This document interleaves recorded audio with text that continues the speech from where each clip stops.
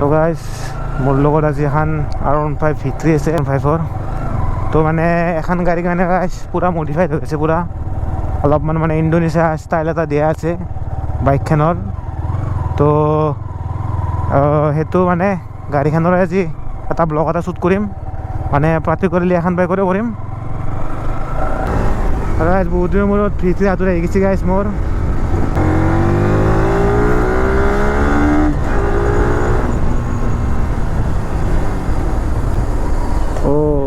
Guys বহুত হালা আছে গাড়ীখন, তো সেইটো কাৰণত অলপ মানে গাইজ হাত দুখনত বেছি প্ৰেছাৰ পৰে।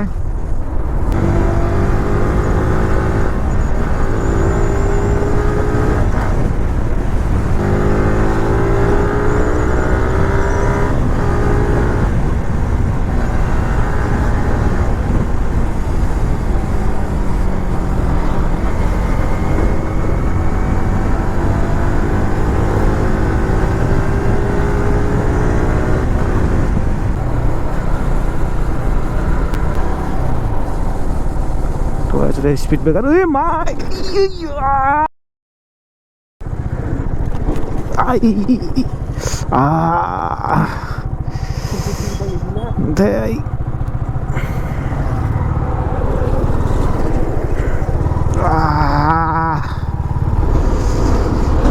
স্পিড ব্ৰেকাৰ এটা মই গমেই পোৱা নাই বাৰু, ব্ৰেক মাৰিছোঁ।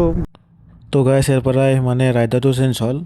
তো গাইজ মানে ই মানে গাড়ীখন চলি থাকোঁতে গাইজ এটা কেছ হৈ গৈছে, মানে এৰ যোনটো হেলমেট মই পিন্ধি আছিলোঁ গাইজ, তো মাজতে মই কৈও আছিলোঁ হেলমেটটোৰ গ্লাছখন মানে ঢিলা আছে, তো মানে ভাইজাৰখন উৰাই যায়, মানে ই অলপমান গাড়ীখন স্পীডত চলায়। তো চাই থাকক ভিডিঅ'টো, আগত গম পাব।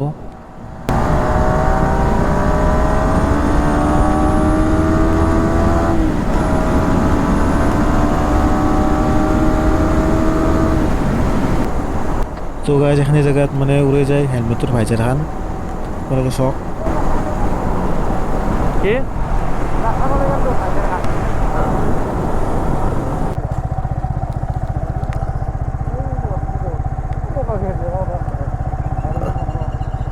চাওঁ ৰ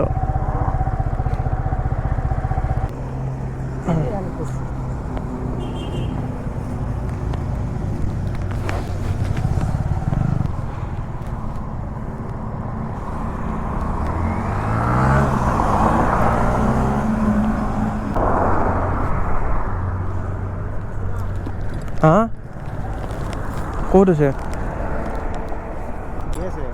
নাভাঙে এইখান, এই বহুত পচছি এইখান।